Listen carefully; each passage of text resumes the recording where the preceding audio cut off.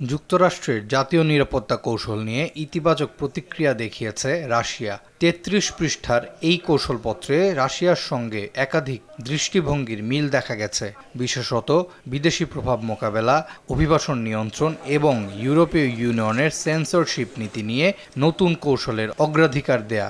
তবে ইউরোপীয় ইউনিয়নের কিছু কর্মকর্তার মতে নথিটি ইউক্রেন যুদ্ধের প্রশ্নে পশ্চিমাদের চাপকে দুর্বল করে দিতে পারে।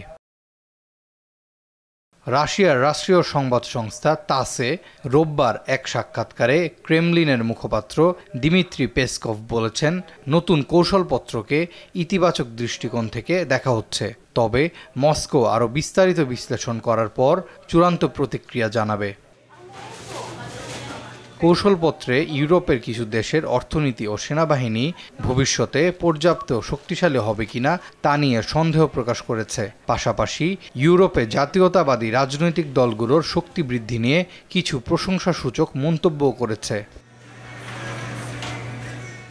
এদিকে ইউরোপীয় ইউনিয়নের সদস্য দেশগুলোর মধ্যে কিছু দেশের নেতারা উদ্বেগ প্রকাশ করেছেন। জার্মানির পররাষ্ট্রমন্ত্রী জোহান ভেদেফুল মতপ্রকাশের স্বাধীনতা এবং তাদের সমাজ ব্যবস্থা বিষয়ে কৌশলপত্রে থাকা নিয়ে সংকোচ প্রকাশ করেন। পোল্যান্ডের প্রধানমন্ত্রী ডোনাল্ড টাস্কও এই কৌশল নিয়ে আপত্তি জানিয়ে সামাজিক যোগাযোগ মাধ্যমে যুক্তরাষ্ট্রের উদ্দেশ্যে বলেছেন, ইউরোপ যুক্তরাষ্ট্রের সবচেয়ে ঘনিষ্ঠ মিত্র, কিন্তু এখানে কিছু বিষয় নিয়ে প্রশ্ন উঠেছে।